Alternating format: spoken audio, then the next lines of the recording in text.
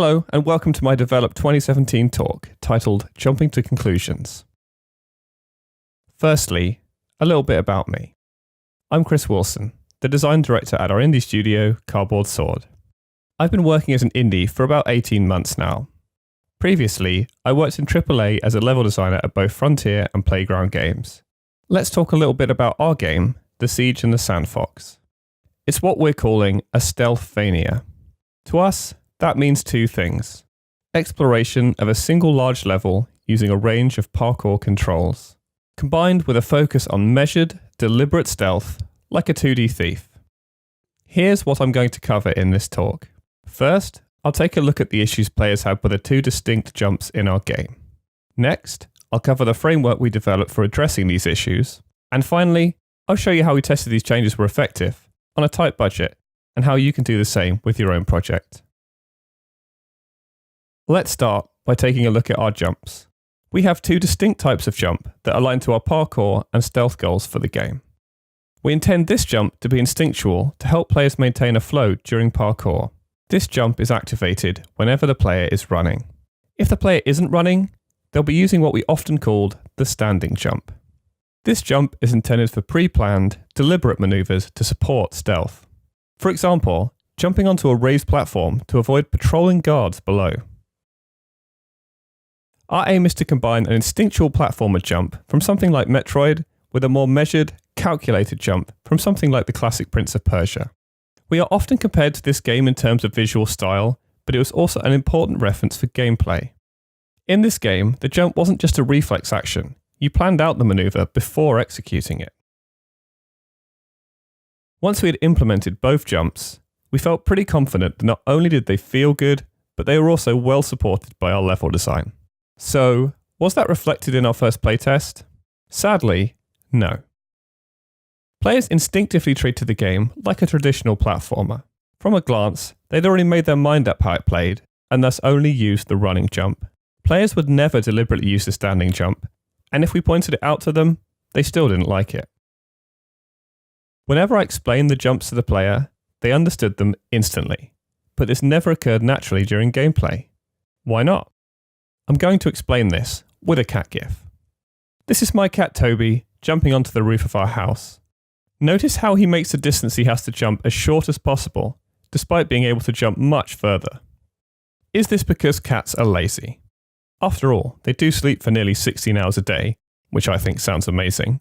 However, in this case, I'd argue that it's not lazy, it's efficient. In the same way it's efficient to only jump as far as you need to, it's efficient to only think as hard as you need to. This mental efficiency is a big part of why humans have done so well as a species. Quick, efficient thinking was very important for survival. As part of a presentation on unconscious bias in the workplace, Google summed this up neatly. Without the brain's ability to subconsciously process thousands of pieces of information in an instant, our ancestors would have ended up as food. Now, I don't know about you, but I don't often worry about ending up as food. However, this way of thinking is still very much part of our brain and is commonly referred to as System 1. System 1 is subconscious and instinctual. You're usually not even aware it's taking place, and you can't stop it anyway. For example, if you see text in a language that you understand, you can't choose not to read it. In terms of our game, players are just reacting to the jump directly in front of them. This is compounded by the predisposed idea of our game as a simple platformer. As System 1 is a boring name, I'll refer to it as fast thinking from now on. Thankfully, we also have another way of thinking, System 2.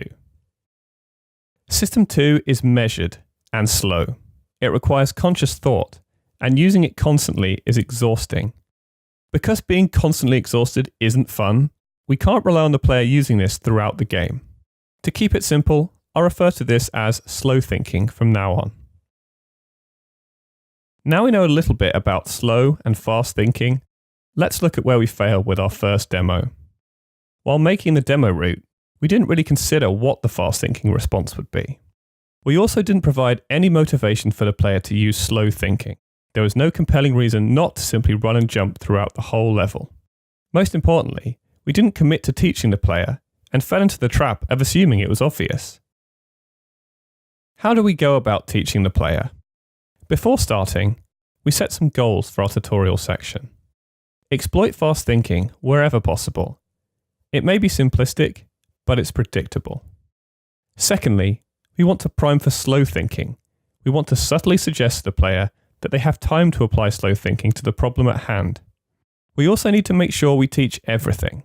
It is very dangerous to assume that if something is obvious to us, it will also be obvious to the player. Finally, we don't want to slow down experienced players.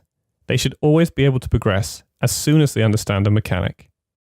What I'm saying is, when you do things right, people won't be sure you've done anything at all.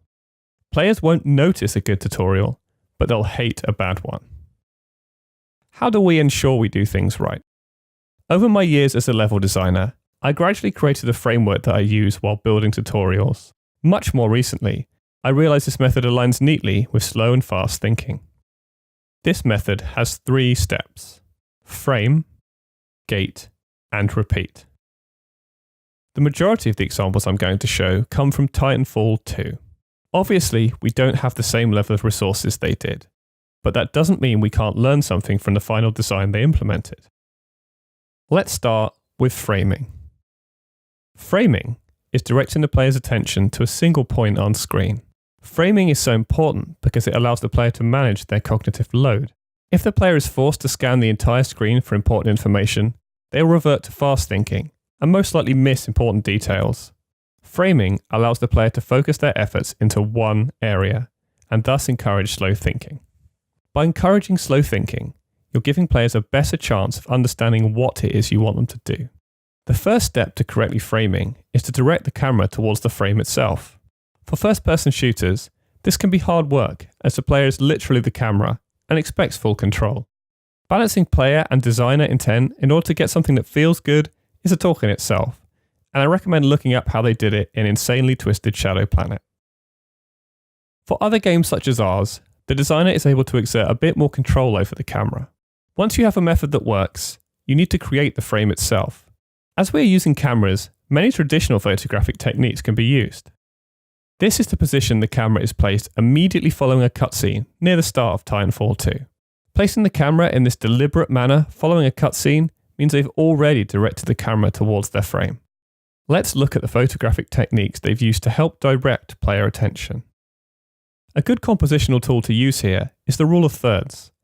This tool is based upon the theory that the human eye is drawn to places where these grid lines intersect. The 2 places the player is most likely to look are highlighted by these pink circles. Under the right is the Titan.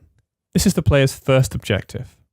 Under the left is the first movement tutorial, where the player will learn to wall run. Without any text or dialogue, the player's eye has already been drawn to the 2 most important things on the screen. As the player moves towards the Titan, the converging lines formed by the rocks on the floor direct the player towards this first tutorial. This tutorial is the first example of a gate. A gate is anything that locks the player in a location and only permits progress after a specific action has been completed. Perhaps the most well-known example of this can be found in the classic Metroid. When players unlock new abilities, the only way to escape the room was by using this new ability in the way that designer intended. Gating is important because it doesn't tell you how to solve something, but where to solve it. This does 2 things. It encourages experimentation by the player and forces slow thinking. Players are forced to use slow thinking because no fast thinking solution will work. When players find the solution themselves, they are much more likely to remember it. When creating a gate, the most important thing to be aware of are the basic player metrics. For example, in our game, I know that the standing jump can cover 3 tiles, while the running jump can cover 5. Therefore, I know that if something is 6 or more tiles away, the player will be unable to cross the gap using the normal moveset. Secondly, make sure you build a common design language to prime the player.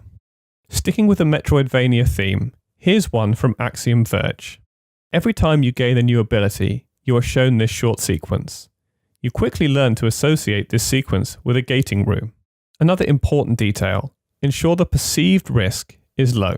If the player perceives something in their environment to be dangerous, they are likely to panic and revert to fast thinking. For example, we found that adding a background NPC to a gating room resulted in most players getting stuck. This is because they considered the NPC to be dangerous and focused on them rather than the gate. Most importantly of all, do everything you can to make this experience frustration-free. This means making the recovery time from failure as short as possible. You want to avoid lengthy load times when in gating rooms.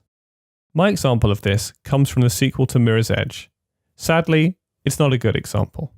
As this game is open world, you're often unsure if you can make jumps between certain buildings. When you start playing, you want to experiment by taking chances on longer jumps. However, this soon becomes frustrating due to the long recovery time. Let's return to the first gate from Titanfall 2. The player is locked to this location until they successfully wall run from the platform on the left to the platform on the right. This is the only way you can get there, and if you fail, you can jump back up straight away, ensuring a fast recovery time. Here's an example of us implementing the same thing in our game. Here, we have a sequence of jumps that can only be passed by using the standing jump. Most people know that you need to repeat tutorial sections for new players. However, it is important that they are being asked to repeat a very specific action several times. As someone who suffers from a bad short-term memory, I can appreciate that working memory fades fast. Take a look at this graph. It doesn't take long to forget something if it's not reviewed. This is important because depth is only possible when the player can recall every option available to them.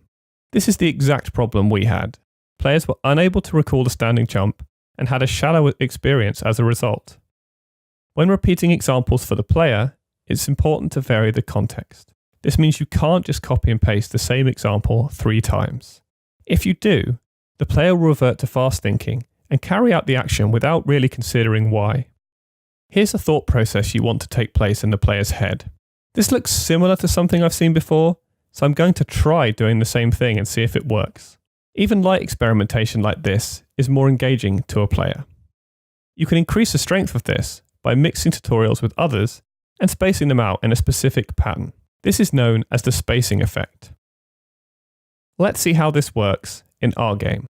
Here's a section from the start of the game. The player must follow a linear path to the central nexus. First, we teach the player about standing jumps via gating. Next, we mix it with examples of climbing ladders and moving through platforms before returning to another standing jump example. In the second section, we repeat a similar process, but this time with the running jump. After making this change, we found most players were able to recall and use both jump types. Let's see how Titanfall 2 handles repetition. All of these examples are shown to the player in a space of about 10 minutes. Note how the same design language is used for all these examples, with the context gradually changing as the player progresses. By the time we reach this final example, the context has changed even further. Jumping from the wall on the left to the wall on the right involves wall running on a completely different surface. Because we have gradually varied the context, most players will complete the maneuver with fast thinking, not even realizing how much has changed since the first gate. You'll note that I haven't said much about allowing for experienced players. That's because if you teach via systems, it's inherently low friction. You don't need to pause to show an explanation that a player won't read anyway, and you don't have to force the player to match an exact pattern before moving on to the next section. In summary, you need to consistently apply a rule set to your tutorial. Try to think in terms of systems, as it will stop you from assuming something is obvious. Always try to encourage player experimentation, as it's the best way for them to learn your game. And finally, you can only ever teach one thing at a time. At this stage, we didn't have a great deal of money for testing and need to find ways to be smart.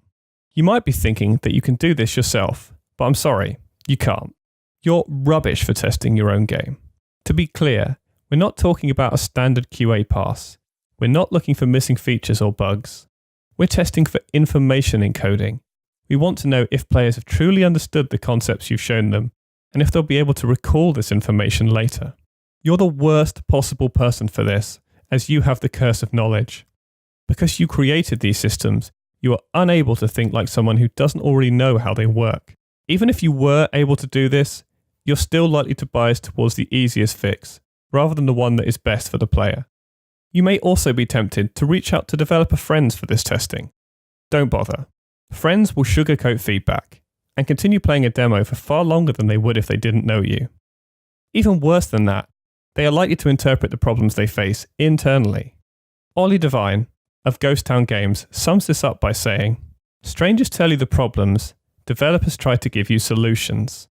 Keep that in mind whenever you are looking for suitable playtesters. It's your job alone to find the solutions. We've had our best results for playtesters by using universities and trade shows. Universities are an accessible slice of a demographic that plays a lot of video games, and if you play your cards right, can be very low cost. When working with universities, make sure to start the process as early as you can. Between holidays and exams, it's actually a very small window in your development cycle to involve them. Even at this stage, it's worth considering what you can offer in return, as this may give you valuable experience or networking opportunities. Finally, don't assume a games course is best, as you are likely to run into the same issues as using developer friends. They'll try to give you solutions. What are people at trade shows like? They are not invested in your game, either emotionally or financially. They have a low tolerance for frustration and will walk off the second they don't like something. Finally, they are surrounded by distractions. Between talking to friends and looking at nearby games, you really don't have their full attention. These are actually all good things. Because they are not invested, you'll get completely unfiltered feedback. Because they have a low tolerance for frustration, you'll quickly learn when part of your game isn't working. And because they are distracted, you are able to test the assumptions you made about fast thinking in your demo. Here's some general advice from our experience of using trade shows for playtesting. Make sure you pick the right shows. Don't pick something with a heavy AAA focus, where people are looking to play polished demos of next quarter's big releases. You want to pick something that's got a strong indie focus, an audience that is actively looking to play unfinished games to get a peek behind the curtain. For this audience, games that are rough around the edges, games that crash, are actually more interesting. Whichever show you end up at, you must resist the urge to backseat game. By that I mean leaning over their shoulder, trying to help them play the game. Even more subtle things, like accidentally giving away information when a player turns to you for help. When someone is playing your release game, you won't be there with them, and this is the condition you are looking to replicate. My solution was to stand as far away as possible while still being able to see the screen. Also, consider doing hotfixes and multiple builds. I used to resist doing hotfixes, but I've since reconsidered, and here's why. Imagine the first player of the day encounters a bug that leads them to a fundamental misunderstanding of a mechanic. This will compromise the entire rest of that playtest, rendering it almost useless. Imagine if everyone playing has that exact same problem, and you lose out on valuable data because you didn't want to risk fixing it. While you increase the chance of your game crashing, if you pick the right event, your audience won't really mind. Likewise, consider running multiple builds if you are able to. For example, try running different jump heights over the course of the event, and see what difference it makes to player experience. Some general testing advice. Test early and test often. You want to test so early, it's deeply uncomfortable. If you're completely relaxed when you first test a game, you've probably left it too late. Aim to test every milestone if you can. Secondly, always record the sessions. Use something like Shadowplay or OBS. Also consider implementing something to gather data for heat maps. Before you fall into the trap of collecting data for no reason, question first and gather data second. Don't think you can collect tons of data and work backwards to a conclusion. For example, a question we wanted to answer was, why are so many players dying from falling? We specifically recorded where falling deaths occurred and showed them on our heat maps. This allowed us to pinpoint areas where it was happening a lot and see what level design language was causing them to make these fatal leaps. Imagine instead if we just recorded every time the player had died from any method. We'd never be able to extract any useful information. However you get feedback from players, you need to aggressively filter it. Players are going to be very vocal about what they think the problem is in the game, but they aren't always right.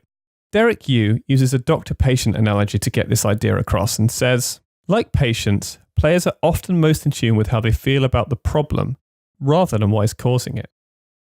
Keep that in mind next time you're listening to playtest feedback. In conclusion, tutorials don't have to suck. I think you can do a much better job if you start working on them early and don't just stick a wall of text in at the end. Use the systems to direct player learning. Test frequently, but always filter. And finally, steal from the best. Titanfall 2 is a AAA, high-budget, first-person shooter. Our game is none of those things, but that doesn't mean we couldn't learn from it. Don't limit yourself to other indie games. Don't limit yourself to other games in the same genre as yours. Learning is universal. Look at everything and steal from the best. Speaking of stealing, here's where I sourced a lot of the information for this talk. These 2 books are useful for understanding fast and slow thinking and how it affects your everyday life. These GDC talks give loads of useful advice about how to get the most out of your playtesting and how to design frictionless tutorials. Finally, Celia Hodent's talks on the gamer's brain do a great job of showcasing how neuroscience and UX methodologies can improve your game. Thank you for watching, and I hope this has been useful. If you have any questions, feel free to contact me via Twitter, email, or our website.